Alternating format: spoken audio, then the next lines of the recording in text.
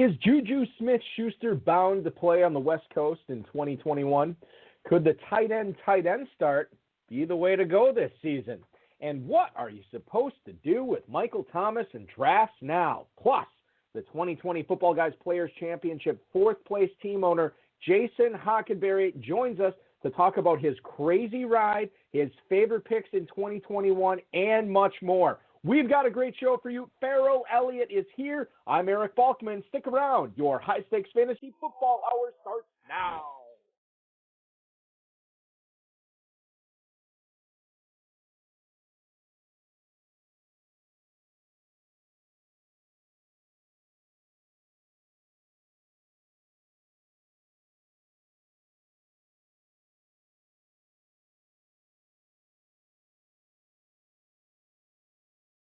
Broadcast live and heard around the world, you are now listening to the most entertaining hour of radio on the planet. Welcome to the High Stakes Fantasy Football Hour, presented by MyFFPC.com, with your hosts Eric Balkman and Farrell Elliott. The High Stakes Fantasy Football Hour is your home for analysis from the best players in the world. And now, because no one else was available, here's Eric Balkman and Farrell Elliott.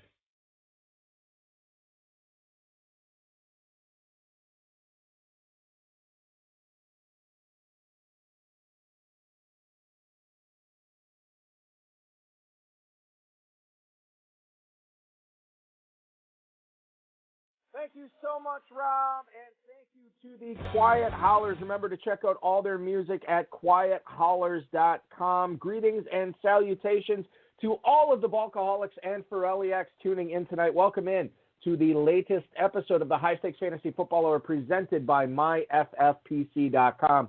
I am, of course, your slightly above average host, Eric Balkman. My co-host is the definitive commissioner of fantasy football, Farrell Elliott. And Farrell, I know it's not a popular opinion, but I think I've watched that weekend Super Bowl halftime show about 4 times now. I loved it. What about you? You're trying to find something from the weekend that you can be happy about. Is that what it is? You're trying to climb back into. You know, Balky, we really we owe the listeners an apology, because some people did have it right. No one had it better than your pal that plays in the FFPC and the KFFSC, our good friend Bobby Butterfield. And I talk to people across a lot of different places in football, different jobs, different careers, and how they consume football. Nobody had it right except Bobby Butterfield. He gave me the score, 28-13 Tampa. So even he had even he had Kansas City scoring a touchdown. Alex was right about the rushing yards. That was as far as the props go, that was the first prop on an over that I had ever won 7 minutes into the game when Mahomes busted through the 19 yards. And then I got my punt prop right. But, after the beating that Kansas City backers took in that game, you don't really talk much about going to cash in your ticket on which team had the most punts. You just don't really talk much about that. I had the 2 big props I hit were will there be a sack before a touchdown? I won that one. And first score of the game to be a Kansas City field goal. And I feel like, given how the rest of the game turned out, I was pretty fortunate to win that one. So it was a solid Super Bowl financially speaking. As far as watching it, it wasn't great. But we pressed on, we moved forward, and as Bill Belichick said, we are on to 2021 or something like that. Hey, best ball drafts are open. Yes, exactly. Both at the FFPC and the KFFSC. Check them out, myffpc.com and kffsc.com. And by the way, if you want to beat Farrell Elliott in an FFPC Classic, join the 250 Classic Slow, number 26816. I'm going to read that again, 26816. You can join that one right now and compete against Farrell Elliott in the FFPC all season long. If you're looking to, as a wise man from Kentucky once told me, expand your territory, go pick up an FFPC Dynasty Orphan, myffpc.com/Dynasty for sale. They are all on right there right now. Coming up on tonight's show, We're going to talk to you about the latest in Saints quarterbacking, whether the Chargers offense could be in for some regression. And then Jason Hockenberry will drop by in about 10 minutes or so to talk about how he's handling his 2021 team so far and how he got his only Footballguys team to 4th place overall this past year for a $10,000 payday. Certainly kudos to him. Shout out to the chat room right now. You guys can post any questions you might have for us in there. On Twitter, the show is at HSFF Hour. I am at Eric Balkman. And obviously check out the Kentucky Fantasy Football State Championship at KFFSC.com. Facebook.com/HSFF Hour is where to go if you want to connect with us there. And, of course, you can always give us a call at 347-426-3682. That's 347-GAME-OVER. The inbox is highstakesfantasyfootball@gmail.com. If you have any questions for us, get them in now. We'll try to get to all the chat room questions, tweets, and emails in the fantasy feedback segment later on in the show. Thanks to our audio engineer and my best friend, Bryce, and our producer and mutual friend, Rob. Which, by the way, Farrell, I don't know if I told you this, Bryce is definitely angling to make an appearance on this program. And I think there's plenty of FFPC people that would like to hear from him. We might have to have him on as a guest at some point in the next few months. Bryce is an engaging guy. You know, when we had tickets to see the Texans that year at Green Bay, and I was making the trip, and they couldn't do it for health reasons in the family, and you know, Bryce was in the group, and I was looking forward to spending some time with him, and so I'd love to spend some time with him on the show. Well, we'll make it happen at some point. I don't know when it's going to happen, but I do want to get into some fantasy football analysis before we welcome in Jason Hockenberry on the show tonight. Thanks to Footballguys, Draft Sharks, Roto World, and Rob for tonight's Fantasy Flash. Tori McKelney, who covers the Falcons for The Athletic, says the Falcons are not expected to re-sign Todd Gurley. It didn't seem the way that he was being used by this team at the end of the season that he would come back for 2021, given that he was basically couldn't beat out Brian Hill. He couldn't beat out Ito Smith in that backfield. And certainly Atlanta, Farrell, could be a good spot for a rookie running back, especially if they choose to utilize a day 2 pick on a running back to go with Smith and Hill. I don't know how much juice we can expect Todd Gurley to have in fantasy drafts this year. In fact, as I look at the ADP chart from FantasyMojo.com, run by our good friend Darren Armani, and I look at where Todd Gurley is going in best ball drafts, he's running back 54 in the 15th round. Now, that is as late as Gurley has ever gone for his entire career, Farrell. Is there any value in drafting him there, or has the ship sailed on Todd Gurley being a fantasy asset in the FFPC and KFFSC?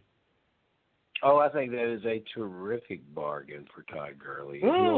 As we move forward, he's going to move up. He's going to find a home because my memory is not so short, Balky. This guy had 9 touchdowns in the first 9 games this year. He carried the ball 160 times before the bye week. You talk about the Falcons weren't using him down the stretch.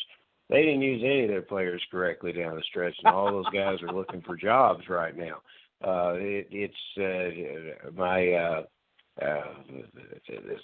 Hirings there in the front office. Some of my favorite guys are landing there, and they're replacing very, very good football men. But you know, the offensive coordinator. I remember the game when Gurley came out of the game. Everybody said, "Well, he's hurt the knee." Arthritis in the knee is finally shown, and it's finally come. It's having problems, and then Gurley's on the sidelines moving around. He's riding the bike.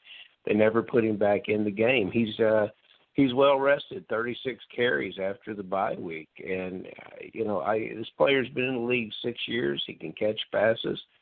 I think that 49ers, where everyone except Mostert in that backfield is a free agent, that could be a nice landing place for him. And you know what? Todd Gurley can catch passes out of that backfield, and no one particularly can in Tampa. And he would probably take a discount to go down there and play. So I can think of a lot of places Todd Gurley will play. They'll be interesting places. And, no, I think it's a mistake to sell this player short. You should definitely draft him when you get in double-digit rounds. Todd Gurley going right after Trey Sermon and Latavius Murray. He is going right before Phillip Lindsay, Marlon Mack, and Damian Williams, who might be a nice little buy, too. I think we'll talk about him coming up later on in the program, too. So, yeah, Gurley, I mean, you're not going to get many better home run opportunities than Todd Gurley in the 15th round for sure. Farrell, let's talk about your team, the Las Vegas Raiders. John Clayton from ESPN says they are very interested in signing Juju Smith-Schuster. Over his first 4 years in the NFL, he has caught more than 3,700 receiving yards, and he turns 25 this November, so he's still very young. Nelson Aguilar, who finished second with Las Vegas in targets with 82 and receiving yards with just under 900, we don't know if he'll be back in Las Vegas. Hunter Renfro led the Raiders in slot rate, which was just over a shade at over 63% last year. So you would think that maybe this would be overkill to get Smith-Schuster. But having Smith-Schuster to play on the same team as their first-round pick last year and Henry Ruggs, I know Brian Edwards they still like. Renfro obviously was a favorite target this year. What do you make of this Smith-Schuster to the Raiders? Is there smoke with this? I mean, is there fire here, or is this just John Clayton spouting off? I suppose there's a lot of fire here. This player with West Coast ties that must flee Pittsburgh. You say 3,700 yards, just none of them this year. Balky, his longest pass from scrimmage, 31 yards this year. Can you believe that? 31 yards. It was just, this offensive plan that they utilized and you can't find a wide receiver room more crowded than Pittsburgh Steelers. This offensive plan that they utilized took a fine ball player. He's coming off a bad year in 2019, but they took a fine ball player and they turned him into Adam Humphries. This is a player that needs a new place, and it might as well be the Raiders. I think it would be a very good fit. And there's a lot of players that will flock to play in Las Vegas for many, many reasons: weather, taxes, opportunity, and they think they'll eventually win with Gruden. Why not? Yeah, I typically don't like to bring up stuff like, "Oh, this could happen, this might happen," but anytime it's the Raiders, I always like to get the inside dope from you. For sure on this Smith-Schuster thing. So that's very interesting. We'll be following that as the offseason moves on.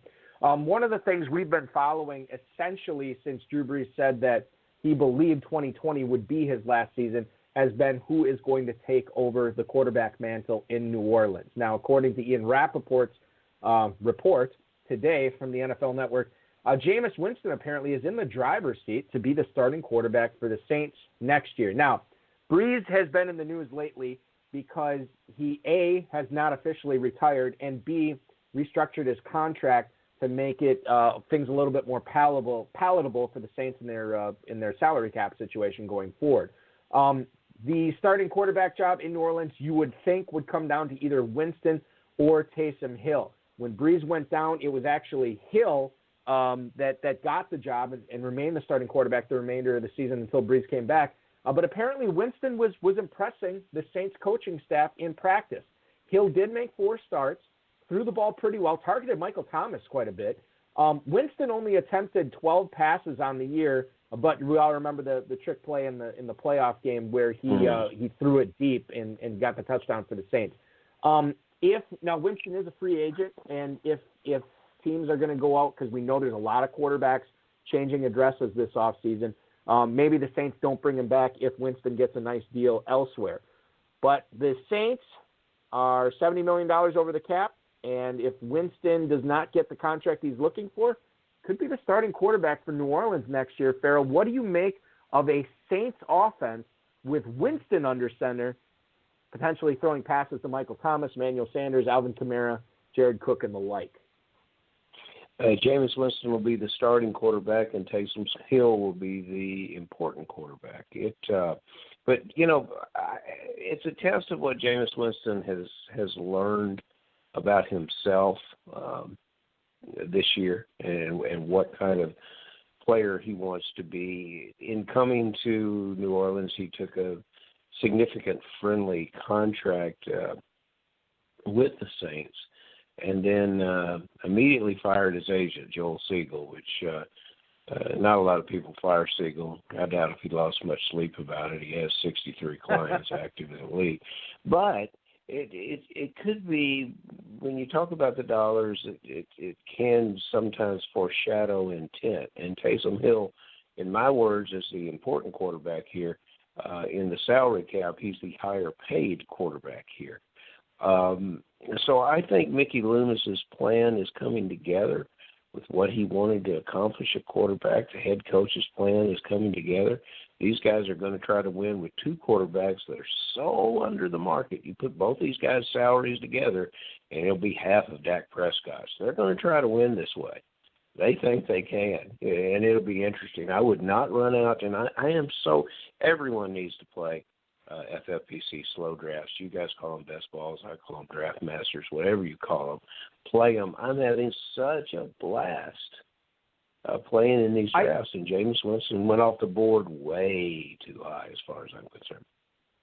So, you bring that up, and this is interesting because in the latest FFPC best ball ADP I have, Winston and Taysom Hill are going back-to-back as far as quarterbacks go.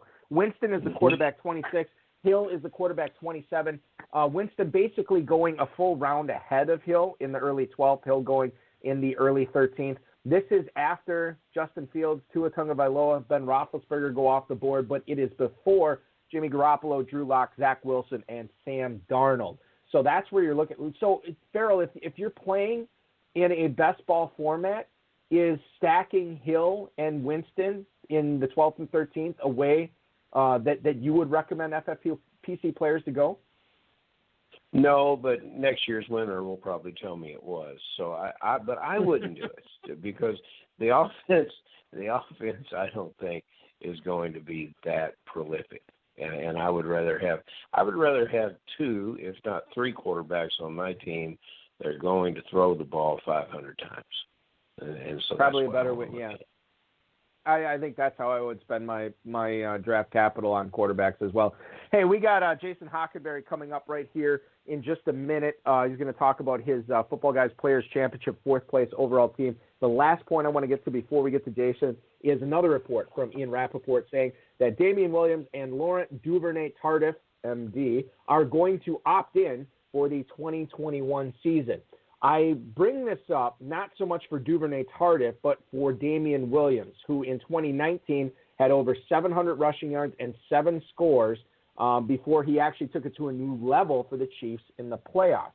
I'm curious, Farrell, because Le'Veon Bell probably not going to be back for the Chiefs in 2021. Obviously, Clyde Edwards-Helaire will be after they spent the first-round pick on him this past year. But Damian Williams, FFPC Best Ball ADP, running back 57 right now at the 1708. I just mentioned this earlier. That's Marlon Mack, Chris Evans, Jermar Jefferson territory. I think that's way too low for Williams, who could be potentially the lead running back for Kansas City next year. It's way too low. He's not potentially bulky going to be the lead running back. He'll be a nice player in the committee, and at times he'll flash. Like you say, well, why don't they give this guy more chances? And if maybe from what Andy Reid has done in the past, hot hand gets the ball, and that would benefit Williams drafters. I think Williams has been a great committee running back for a long time. He's never carried the ball except for one season, over 100 carries. Now this is his contract year forthcoming. I think all the guys that drafted Edwards-Helaire in the first round, or very, very early in their dynasty drafts, shouldn't be worried about Williams supplanting too much of Hilaire's opportunities. I think the Chiefs running back situation is going to be something that is going to dominate our conversation here after the NFL draft probably. We'll see what happens then. But I think that this Williams versus Edwards-Helaire draft value is going to be very compelling conversation. I have another compelling conversationalist on the line right now. We're going to bring him in right now. He's been playing fantasy football for more than 30 years. Highlight of his fantasy career, it actually came last year. the 2020 Football Guys Players Championship. His team had the high score in Week 16 out of everybody in the competition. It pushed him up into 4th place overall, and with that came a $10,000 payday. He's also won multiple FFPC Dynasty leagues across several different formats, and will be playing in more high-stakes leagues in 2021. Making his debut on the High Stakes Fantasy Football Hour, it is Jason Hockenberry. Jason, welcome into the program, man. Thanks for joining us. Yeah, hi guys. Thanks so much for having me. Appreciate it. So you now, are you in Pittsburgh? Is that where you live? Is that where you call home? Yes, it is. Yeah, I work for a company, a health insurance company here in Pittsburgh. So this is my home base, and it's a lot of snow here at the moment, but trying to get getting used to shoveling snow every day. We it's been weird here because and I do the show in Northeast Wisconsin, and it's been so cold here that it's been too cold for snow. And then the days it actually warms up, then we get dumped upon. So it's the best of both worlds really right now here. Jason, I bring the Pittsburgh app for you because we were talking about Juju Smith-Schuster early on, and I just want to get your quick thoughts on the receiver situation. Yeah. Smith-Schuster, you believe that he is gone, he plays for a different team next year, yes or no? And then if that is the case, how high are you drafting Chase Claypool in drafts in 2021? Is this a top 15 receiver we're looking at here? What's sort of your assertion on both of those players? Yeah, Juju, I really, really loved him as a Steeler. Just really enjoyed his time here. Really loved watching him play, despite a little bit of some disappointing years here after really a great start. So, but yeah, it looks like he'll be leaving, and I think I saw a report about him maybe going to the Raiders. Not sure how I necessarily feel about that and his prospects, but yeah, Chase Claypool, he looks special to me as a Steeler fan here watching every week. And for rookie year, he had some huge games, but just there were other times where we just wanted to see more of him. But yeah, I think my first best ball draft this year, I think I drafted him at the 801, and felt like if that's really where he's going to be going this year, I'm going to have a lot of Chase Claypool on my teams. Yeah, you and me both, Jason, for sure. I love it when Balky can get to Chase Claypool in the show before I do. I'm the big Chase Claypool fan, and Balky came in and got to. Good job, Balky. Congratulations on that one. Balky sent out a picture, and now I understand. You have a professorial look to you in your picture. You look like a very, very knowledgeable guy. And whenever you talk to a guy that's in Pittsburgh, that's deeply involved in fantasy football, you guys know your business, you know your stuff, you have an encyclopedic knowledge of football, and I imagine that had a lot to do with your winning. Now, at the Football Guys and the FFPC, there's a crack marketing team over there. I mean, they encourage you and make it very easy for you to buy 3 Football Guys teams. They give you a little bonus for it. I mean, that's what you're supposed to do. And I understand this is your only Football Guys team that you had this success with. It was. The way that I've kind of dipped my toe in that high stakes water was, like I say, I've been playing, home leagues since 1990 or so. And kind of got into the FFPC Dynasty 4 or 5 years ago, and it's just really grown since then for me, and probably have a dozen or so teams now, and love playing the best ball leagues. And those best ball leagues, $35 entry, you win, and you get that possible Football Guys championship entry for the next year. So that's really what did it for me, was looking at that and saying, okay, I'm going to take a shot. And the first one of those I did a couple years ago, and I think, like I say, this year 4th place team. I think that year was more like 10,000th place.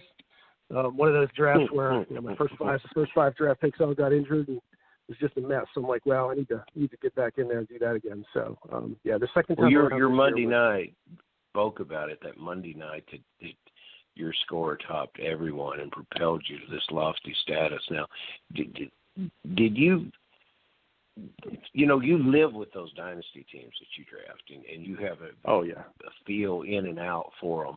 How did this team feel, and did you expect that kind of point score on that Monday night? And do you remember what it was? So the way that last week went, I think I came into, it was around 300th place, and I really liked the matchups. That when I looked at all my players, I didn't have too many really hard choices to make. And it was like I say, it was in about 300th place. Was thinking, let's shoot for top 100, and then Christmas Day, everyone knows what Alvin Kamara did, 6 touchdowns, and then move into Saturday, and Mike Evans has 180 yards and a couple touchdowns, one of which was a meaningless touchdown in the fourth quarter, and a blowout. And then the game after that was Jeff Wilson, who was probably my second flex, and he gets a touchdown catch early in the game, and I was just like, what is happening here? This is crazy. And started to look, and it's like, okay, top 100 now. We can see this go a little higher. But yeah, going into the Sunday night, I think it was it Sunday or Monday night with Diggs and Allen, and just kind of, you start to look, and it's nice to see on the leaderboard. You can see who has players left, and you can kind of scan. And didn't think I could get to the top quite. I think I kind of did the math and was like, well, I need about 18 50-yard field goals to or something like that, something ridiculous from the kicker. But just was really, really cool to watch those guys to fourth. It was really, really fun to watch. Good for you, buddy. Jason, you put up a 247.9 in Week 16, and that was thanks to 35.5 from Josh Allen, 40.1 for Evans, 41.5 from Stephon Diggs, and then, of course, the magical 56.2 from Alvin Kamara. Pretty insane, dude. You're looking at, 165 points from just 4 players. You knew it was going to be epic. Yeah. It certainly was. Congratulations for you on that. Yeah, well, so I go ahead. Oh no, I was just going to say my only thought, like looking back on it, obviously super happy that happened. That was a really fun ride, but I'm not sure fantasy football can get any better than that for me. So it's going to be tough to repeat that Week 16 of 2020. Well, just like you said, you're in 300 some place, and then in 1 week you shoot up to 4th overall. My goodness, that's something you tell the grandkids for sure. So Jason, let's talk about 2021. And with a taste of 2020 here. So this Football Guys draft, you get Hunter Henry in the 7th round. You get T.J. Hockenson in the 8th round as your top 2 tight ends. Is that a similar approach that you think you'll be taking in 2021 Football Guys leagues as well, where you avoid the elite tight ends, but you get 2 in the the 7th, 8th round, that type of area? Yeah, that's part of the fun for me in fantasy football is really, thinking on your feet and kind of going with the draft. I generally do like to get one of the stud tight ends. That particular draft just didn't really fall that way. I think I was picking 5th, I think, and by the time it came back to me, Kelsey and Kittle were gone, and was hoping Andrews would get back to me in the 3rd round, and that didn't happen. And so that particular draft, despite being the most success I've ever had with a team, I never draft 2 running backs in the first 2 picks, and that's generally how that played out. So that, I'm just trying to pick the best value, and you kind of think on your feet and try to go the best route. I like those 2 guys going into the year. The other tight ends had higher upsides, I thought, and I've had good teams in the FFPC leagues in the past, and I feel like you have to have a good tight end in that tight end premium to really do well there. So, I wanted to take 2 shots at that point since I missed out on one of the top guys. So, like I say, I will definitely be happy to draft one of the big guys early in. That's definitely my general strategy, but it all kind of shakes out on where that draft spot goes and what the guys around you are doing. So, Jason, tell me how many Dynasty teams you actually have, and how many new ones will you have this year?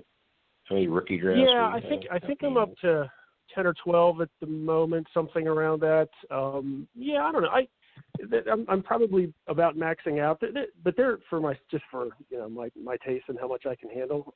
I've been doing more of the best ball. I do find that too many managed leagues, I just start to pull my hair out setting out lineups all the time on Sunday mornings after a while. So I do like the best balls.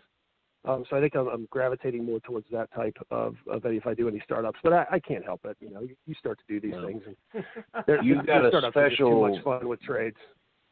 you've got a special skill and a special knowledge for the Dynasty, and I love talking to you guys. I pay a lot of attention. Let you know what a genius I am. I pay a lot of attention to college players coming out every year, scouting them. But I've never played Dynasty, so that's probably something that I should try to figure out how to get involved with. And I'd like to know, but I'm always talking to Dynasty guys to see what you know and what you think about rookies. And we I'll preface that with saying we've all looked at the Jared Goff and Matthew Stafford trade, and the result that I came to is that when you talk about sleepers, everyone, unless you're an Alabama or Clemson, Notre Dame player, almost everyone coming out of college ball this year is a sleeper because of the evaluation process is so different. And the Rams general manager obviously proved that he didn't even really want draft picks. He just wanted a new quarterback, and he'll give these draft picks away.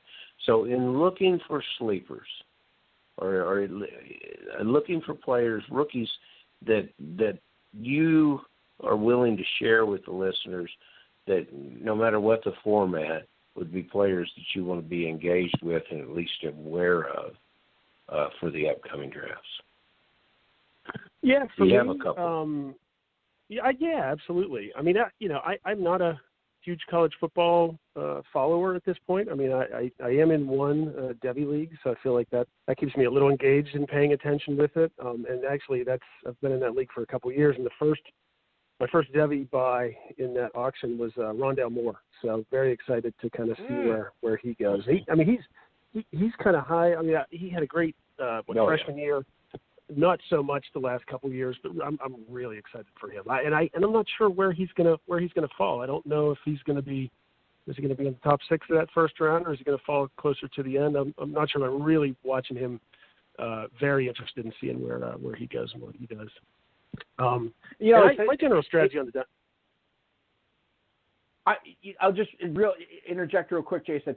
Everybody seems, and again, I'm not, on the breadth of rookie draft Twitter yet, but it seems like everybody's falling all over themselves talking about Jalen Waddle.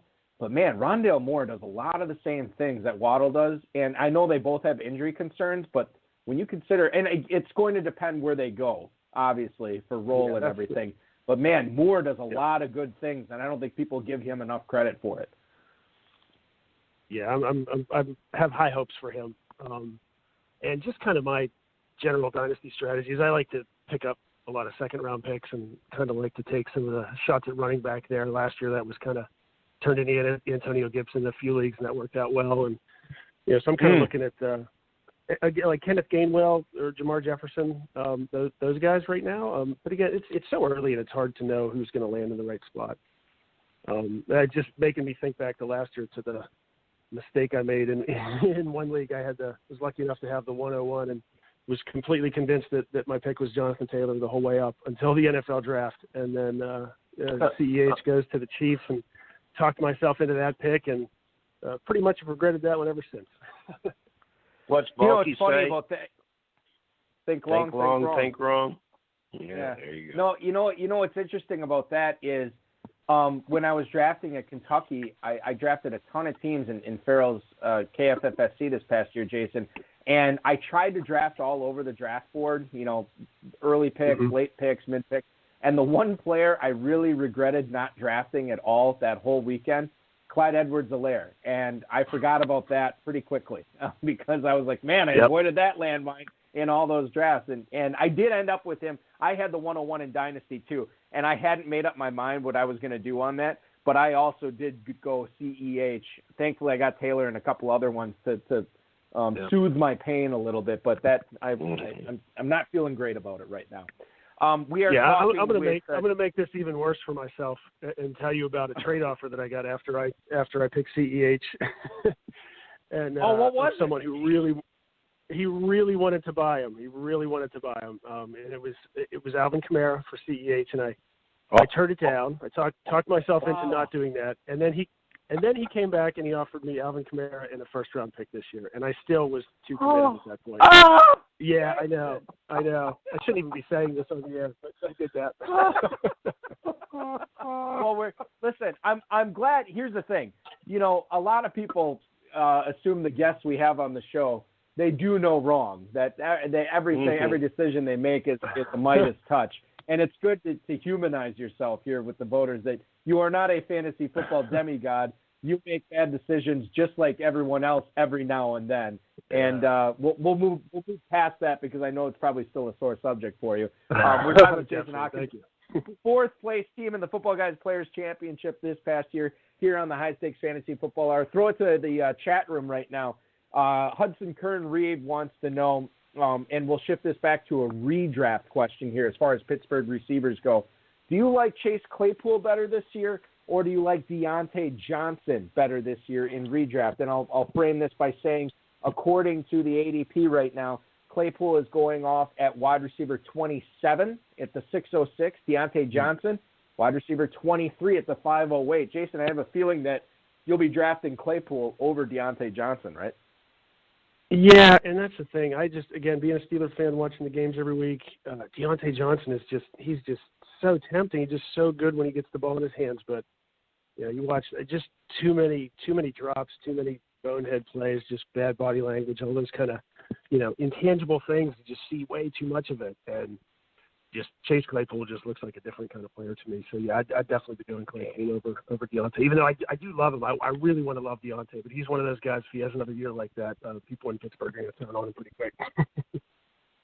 We touched on this earlier when we talk about tight ends, and I know you said typically you like to get one of those early tight ends, and in your latest Superflex Best Ball for 2021, you actually got two elite tight ends. You started off with your draft Travis Kelce in the first round, and then you went George Kittle in the second round, both of those picks from the 12 spot in that draft. So I just want to get your thought process there on why you decided to go tight end to start off that draft. Yeah, again, that was kind of, I felt like that was the hand that draft was dealing me. I certainly was intending on taking a quarterback, and then 9 of the first 11 picks were quarterbacks, and it just didn't feel like it was right. So, I just said, okay, we're going to change the track here and just go with the top 2 tight ends and see if I can't get an advantage that way if everyone else is taking quarterbacks. So then I was hoping that then the quarterback run would slow down a little bit and the value would kind of catch up there, and I could pick up those quarterbacks I was expecting in round 1 and 2 and 3 and 4. And, I ended up taking 2 more quarterbacks, but it felt like I was reaching a bit. It just was that draft didn't go exactly how I was thinking it would. But, sometimes you get on a turn like that, you get kind of stuck at the end of those runs. And that one didn't work out exactly as I had kind of thought it would. But like I said, that's kind of the fun of it too. That's why I like to do, at least one of those best ball drafts a month, and it just kind of keeps you on your toes and keeps you thinking about what the next season looks like, and really is really good fun practice for. Well, Jason, we can't do anything about our incorrect Super Bowl picks, and but what we can do is what I've already enjoyed about drafting early in the best balls is that I can kind of forget some of the sins and mistakes that I made last year and get a little proud of some of the picks I've made already. I one, Balky asked me about a stack earlier in the show. I've got a little Tampa Bay stack going on, and I was real proud of how that developed. And, got about 4 Buccaneers lined up in good positions. I think were bargains in the draft. Have you had something so far in your picks so far that you just really was your favorite pick, so to say, getting out of the box and getting started this year? Yeah, it definitely, like I say, Claypool at 801 really was happy about that. But also C.D. Lamb at the end of the 5th round was pretty excited. Wow. Same to team? get him. But again, sorry? Was that on the same roster? Yeah. So, and like I say, I generally, that strategy of mine, I generally avoid running backs till later in the draft and try to just pick up value where I can. So, I love having good receivers and that stud tight end. I really feel like that gives you an advantage. And, can help you like win the flex and really give you strong scores week to week. So yeah, I love getting CeeDee Lamb at 512 and Claypool at 801. But again, there were so many quarterbacks taken in this particular draft that just so many guys were getting pushed down that just value gets to be there. That really happy with those picks in particular, even if those taking Jalen Hurts and Jared Goff at the end of the 312 and 401 might have felt like a bit of a reach, but make up for it a little later with some of those later wide receiver values. Jason, I want to get to a few questions. We're going to go back to the chat room here for the first one. Kern Reed wants to know, when you look at Damian Harris for the New England Patriots, does he make for a sleeper and perhaps a dynasty buy for 2021, given the situation going on in New England's backfield right now? Yeah, I do like Damian Harris. I do. I'm not a Sonny Michel fan. I just my issue. It always comes down to what can you get him for. And I think a cheap buy. I think that's a really nice one. I know I bought him at least in one fantasy or one dynasty league at the end of last year, where it was like a third round rookie pick or something like that. To pick him up, just kind of a stash on one of those best ball leagues. So I do like him. I just have questions of not. It's at this point of the year, you just don't know who's going to be the quarterback there. What's that offense going to look like, really? But yeah, absolutely. I like his talent. I think he's a good prospect, and definitely has a chance to really do better than we've seen from him so far. Damian Harris currently in the FFPC best ball drafts going at the 908 as running back 35 for redraft. That seems low, so I think you're right. And James White, a free agent in New England there. Hey, maybe my Packers can bring aboard James White if they let Jones and Williams go to free agency. Something to think about there as well. All right, moving on to the next email here we have from John in Fullerton, California. Do you do any best ball drafts in preparation for the Footballguys Players Championship? If so, what's the biggest benefit you get from doing them? Thank you for the email, John in Fullerton, California. Well, Jason, we already know that you're doing best ball drafts to prep for the FPC. What do you think is the biggest takeaway? What's the biggest advantage you get from doing them? Yeah, I just think the repetition that you get from doing those drafts, and just like I say, being able to pivot and see the value. Like, to me, that's really the big thing there. To see and say, okay, there were quarterback value is there right now. I think I was looking today at that Footballguys team that finished fourth for me, and Josh Allen was my 11th round pick. Like, that just, you look at that draft, and looking at that draft board again today, and just the quarterbacks were just falling so far that eventually they become really, really good value. And I feel like you just get a better sense of it if you've done, like I say, I try to do at least one a month, and sometimes it turns into two, but of those best ball drafts. But to me, it's just that repetition that you can kind of start to feel the draft and kind of see how things are flowing and take advantage of it. I'm sort of. Go ahead, Farrell. Oh, go ahead. I'm sorry, Balky. Go ahead, Farrell. Please. Well, I'm trying to move on to a question that I've been thinking about all day, but after turning down Kamara in the first round draft pick, I no longer know how to present the question. I'm just stunned, and I'm just overwhelmed. The worst trade offer you ever declined.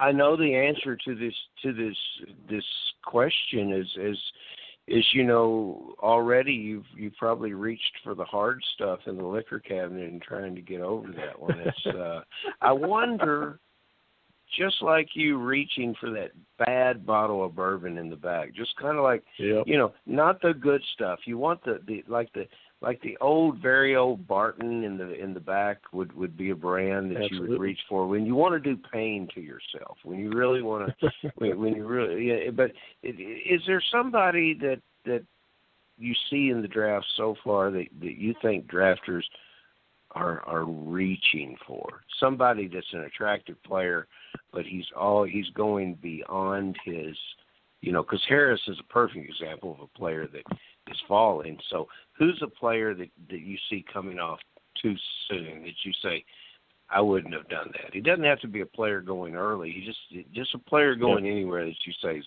way too soon. Yeah, I think for me, I think the one I was thinking about doing this, looking at this first draft, for me, I think that might be David Montgomery. I think he, try to be leery of those guys that had that really, really strong end of season and not fall in love with that.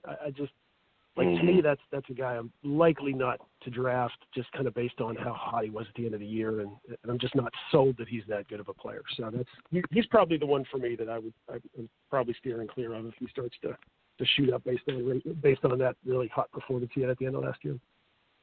Good. Played well down the stretch, yeah. Yeah, he did. He did for sure. I do, Jason. And first of all, you've been very gracious. I know we didn't get you on right at 10:15 when I said we would, but I appreciate you being patient. We do have one more question for you before we let you go and get back to drafting. $10,000 you win for taking fourth place in the FPC. Nice little chunk of change. I'm just curious, when you knew after you saw the Diggs and Allen performance, I'm just curious if you earmark that money immediately for something that you want to spend it on. Are you saving it? Are you investing it? What are the plans for that $10,000 prize? Yeah, there's definitely a little bit of all of that. I'm married. I have a wife. She feels like she's got a say in some of this. So we've kind of decided together that there's a bathroom in the house that we've wanted to do a little work on. So it's going to go towards that. Happy for that. But there's some, I've got been looking at a griller and smoker for the backyard, something that I need to upgrade for myself. So that's going to be my little treat for myself, I think, from some of that money. And anything left over, I like to, sock it away. I'm an investor as well. So we'll definitely, some of that will find its way into an IRA and for the long term as well there. Well, as long as you save up just a little bit to try to go for that $500,000 grand prize, if indeed it is a $500,000 grand prize for the Footballguys Players Championship in 2021, you'd try to get even higher than fourth place here this year, Jason. Certainly appreciate you hopping aboard tonight. Certainly appreciate you sharing your insight tonight. And listen, congratulations on the performance this year. I hope it only goes up and gets better in 2021, dude. Thanks for hopping aboard the show. Yeah, I appreciate it. Thanks so much, guys. That was really fun. Thank you. Jason Hockenberry, ladies and gentlemen, the fourth place finisher in the Footballguys Players Championship. Farrell, and I think it's the stuff we all dream of. You're in 300-something place in the final week of the season, and you see, Stephon Diggs and Josh Allen just playing pitch and catch on Monday Night Football. You shoot all the way up to fourth place, and all of a sudden you're staring at $10,000 in the face. What a story for Hockenberry. I line up a lot of way with things that he mentioned. Bonky, he talked about, Jason talked about Montgomery, and he said, I tend to lean away from guys that are playing well at the end of the year. He just said he didn't try to fall for that. And that's one of the keys that I look for. That's more. Perhaps I need to evaluate that. But I'm always looking for players that finish strong. I think they'll carry forward into the next season. When we audit their winnings and talk to them about what they're going to do with their money, I'm waiting for the guy to say, "Oh, I spent that stuff the next day. I spent it before it showed up in the account. I'm going to just pay off credit card. That's already gone." I'm waiting for that guy. Hey, I wonder how many of our players know that Rondell Moore is from your adopted hometown of Louisville, Kentucky. I didn't know. So he's from Louisville, and he ended up going to the Big Ten. That's surprising to me. Well, a lot of guys do, especially Purdue, where you can get quite the education. And the coach at Purdue's from Louisville. I'm developing a trend here, and it makes me very happy that Chase Claypool would be available around the 8th round. I wonder if Jason was listening to the show tonight that our guest most correctly referred to Claypool as a menace. That was a big night for me. Yeah, no question. A couple other things I want to highlight from our conversation with Jason tonight. And this is this is actually my third radio show of the day. I did my normal sports talk radio show this afternoon, but I also did the Fantasy Football Fanalist podcast earlier tonight with Billy Muzio and Bradley Stalder, and we were talking about what's one of the edges that you have when you play fantasy football? And I think, well, my edge is getting to talk to these people, these high-stakes players, each and every week on the HSFF Hour to gain a lot from them. And one of the things, and Jason totally hammered it home again tonight, I think one of the things that I've heard over and over and over again, it's all fun to talk about robust RB, zero RB, waiting on quarterback, all this other stuff. One of the things that I have heard from guests on this show over and over again is, and I know it sounds cliche, but let the draft come to you, be flexible, be ready to pivot, be ready to adjust on the fly. These are all phrases that Jason used tonight. And look at the juggernaut he put together with his lone team in the FPC, gets all the way up to fourth place. And I think it's fine to have a strategy going in, but sometimes I feel like not having a strategy going in is a strategy in and of itself. No strategy is always my favorite strategy. Last week, I was wondering how long it would take you to use the word juggernaut, because you used that to describe the Chiefs' offense last week. Now you use that to describe Jason. I don't know, but we're going to find a new word. Yeah, it's disrespectful to Jason. You're the hardest working man in show business. You can use any of the damn words you want, though, Balky. Congratulations on such a great contribution to the field, man. Yeah. Hey, one other thing, Farrell, I do want to bring up, and I just found this out, and it's not really relevant to anything we've been talking about tonight, but I have a friend who I went to high school with, and she actually works in Louisiana. She works for a restaurant franchise, a chain down there. She's a trainer at several of these restaurants. Back in the day, and I'm assuming this is when Leonard Fournette was in college, because she works in the Baton Rouge area. But I guess Leonard Fournette used to come into one of her restaurants. He didn't tip all that well. He wasn't all that nice to the staff. But he ordered spinach artichoke dip. We've all had spinach artichoke dip, right? You get the bread and the chips with it. We eat it. No, Leonard Fournette would order it. He'd eat the whole thing himself with a spoon. He wouldn't dip anything into it. He would use a spoon, and he'd eat the entire bowl of spinach artichoke dip. And I was telling Bryce about this, and Bryce was like, "Oh, that's not all that weird." I'm like, "No, the whole bowl, Bryce, the whole bowl with a spoon." And then he said, "Well, maybe Eddie Lacy was doing stuff like that." I'm like, "Eddie Lacy's not in the league anymore." And look at Leonard Fournette. So I'm assuming he kind of changed his dietary ways after he got into the program. Has turned it on right now, but certainly his diet when he was a Bayou Bengal for LSU wasn't exactly the healthiest in the world. No, that's not the best move. You can sweat that out, though, but I wouldn't. I can't sweat it out anymore. I suppose he could at 20 years old or whatever it was, but that ship has sailed for me for sure. All right, so let's get into a couple of emails here tonight, Farrell, from some of the listeners. Al in Elizabeth City, North Carolina writes, with Michael Thomas now undergoing multiple offseason surgeries, is he the easiest fade in the history of fades? Thanks, guys. That is from Al in Elizabeth City, North Carolina. Right now, as far as Michael Thomas's 2021 ADP in FFPC best ball drafts, he's still going as wide receiver 6 at the end of the second round at 210. Farrell, is that a price you'd be willing to pay for Michael Thomas right now? I like the guys. When you consider that he's going to regress from his biggest numbers, you throw away this past year, new quarterbacks coming in. I like the guys going immediately in front of him and the guys going immediately after him, 2 or 3 picks down the line after him. Too much to pay for Thomas in this situation. I'll take a wait-and-see approach. Yeah, I mean, Justin Jefferson, Calvin Ridley, A.J. Brown all going immediately after him.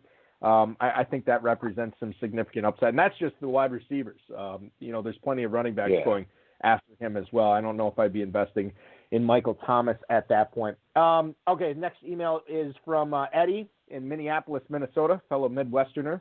Does George Kittle's 2020 injury and 2021 questionable quarterback situation make you draft Darren Waller ahead of him this season? Eddie in Minneapolis, thank you so much for the email. I can tell you this. As far as FFPC drafters go, it has changed. Darren Waller is now going slightly ahead of George Kittle. Waller is the tight end 2. George Kittle is at the tight end 3, but they're both essentially going on that end of the first, early second turn, Farrell. I know you like your Raiders. Do you like them enough to take Waller over Kittle? Oh, all day long, Balky. You know, if you were explaining football and positional football to someone that was new to the game, and then they watched the Niners play and watched the Raiders play, they would not understand that these two players are even playing the same position. And while Kittle is one of my favorite players in the league, for our fantasy football purposes, when you talk about tiers, there's only 2 tight ends in the tier, in the number 1 tier, and that's Kelsey and Waller. And the numbers, what will be required for Kittle on the field and his contribution to this team, they ask him to do so many things, and he'll still make some terrific catches, and he'll run after the catch, which is something he's really, really good with. But Waller's improvement this past year was fantastic. 17 more catches than the previous year. He tripled his touchdown production. And, you know, it's only going to get better. He 146 targets last year. He'll catch more of them likely this year. And he will line up more at other positions than he will at tight end, and he won't take the abuse to his body that's involved in other aspects of the game. I could go on and on about why I love Waller, but it's not even a contest. I think the question as we get closer to August and September is which one first, Waller or Kelsey? Yeah. No, it's a good point, and I think that's something that we will be following as the summer goes on here with the FFPC Best Ball and then the Football Guys Players Championship ADP here as well. I want to flip it back to the chat room here. Kern Reed wants to know what Logan Thomas's value will be this year, Farrell. He is currently being drafted as tight end 9 after Fant, Goddard, and Hunter Henry, but before Gesicki and Tunyon. Logan Thomas, tight end 9 at the 709. The Dizzle, who's making an appearance in the chat room, points out that the Washington receivers outside of Terry McLaurin are not so good, and Logan Thomas was getting a lot of targets down the stretch for the Washington football team. I'm just curious to your thoughts on Logan Thomas this year, because if you do wait on tight end in the FFPC, man, that could be the tight end you wait on to get him as the 9th one off the board. That is a very, very nice reward for waiting, and he's going to move up, but there's all the guys you mentioned in front of him are very promising too. And so when the quarterback situation gets straightened out at Washington, we'll know a little bit more of that, and we'll see what that relationship will look like. But without much of a preseason, I do not expect us with a whole lot of preseason. It's going to be built on speculation.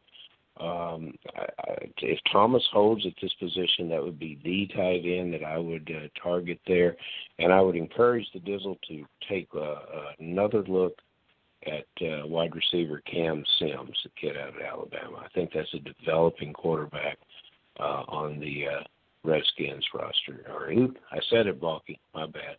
The football club's roster. You meant to say foreskins, right? I always say foreskins. I haven't said Redskins. I haven't offended anyone in years. But there's two Sims players that play wide receiver at the Washington Football Club. I'm talking about the one out of Alabama. I like him. Yeah, what's funny is he didn't have all that great of a career at Alabama. He wasn't used a whole lot. Obviously, we know that the receivers that have churned through from Alabama over the last half decade or whatever, but Cam Sims is a guy that this isn't the first time he's been mentioned on this show, and this is a guy that certainly was a pretty good recruit coming into Alabama, and he's going to have the opportunity, unless Washington takes a receiver early to pair with McLaurin. Sims he's going to have a role. I think that's something that we'll keep in mind going forward here.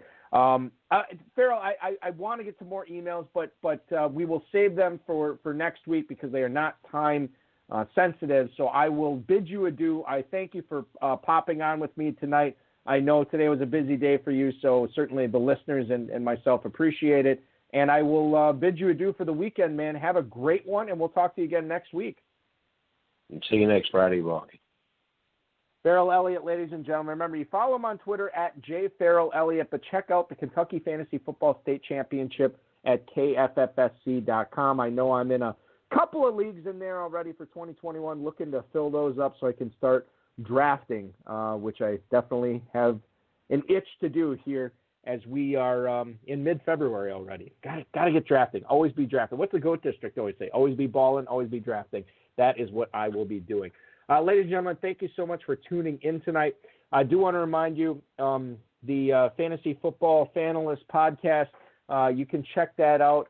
Myself, Billy Muzio, and Bradley Salder, talking fantasy football, talking FFPC. You can follow them on Twitter at FFFanalists, and the link to the podcast is up there. A lot of fun talking to those guys tonight. Also had a lot of fun talking fantasy football with Farrell and Jason Hockenberry tonight. Want to thank both those gentlemen. Want to thank the FFPC, Rob Bryce, and, of course, each and every one of you for tuning in and listening.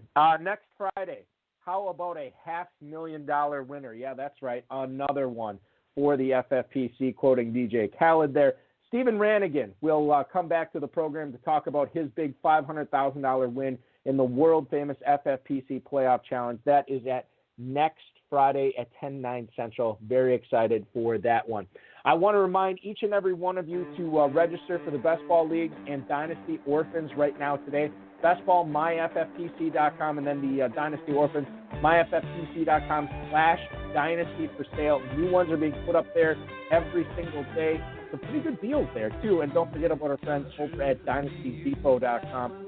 Check out the Dynasty Orphans being posted there. Thanks so much for listening, everybody. I hope you all have a great weekend. I'm going sturgeon spearing tomorrow. Very excited for that. Your weekend officially starts. This has been another episode of the High Stakes Fantasy Football Hour, presented by myffpc.com. It was broadcast live and heard around the world. Balky and Farrell will be back next week with more analysis, interviews, and advice from guests much smarter than they are. Thanks for listening, and we'll talk with you again next week.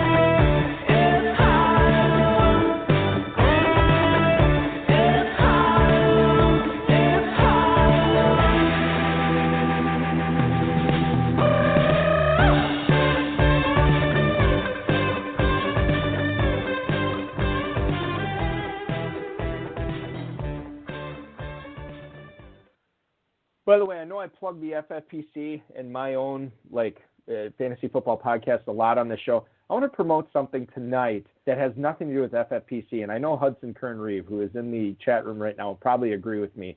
If you're into the MCU, if you're into superhero movies, if you've been following the Marvel Cinematic Universe from its inception, or at least recently, man, WandaVision's really, really good on Disney Plus right now. We're 6 episodes in. They're each like a half hour. You can catch up pretty quickly. It's a show I don't even know how to describe the genre of it, because I'm not really sure I know. All I know is I'm very entertained every single Friday when new episodes come out. So check that out at Disney Plus. WandaVision, great stuff. All right, we'll talk to you next week. Rannigan will be on. Farrell will be back. Enjoy your weekend, everybody. Stay healthy, stay safe, stay warm if you're in the Northeast or the Midwest.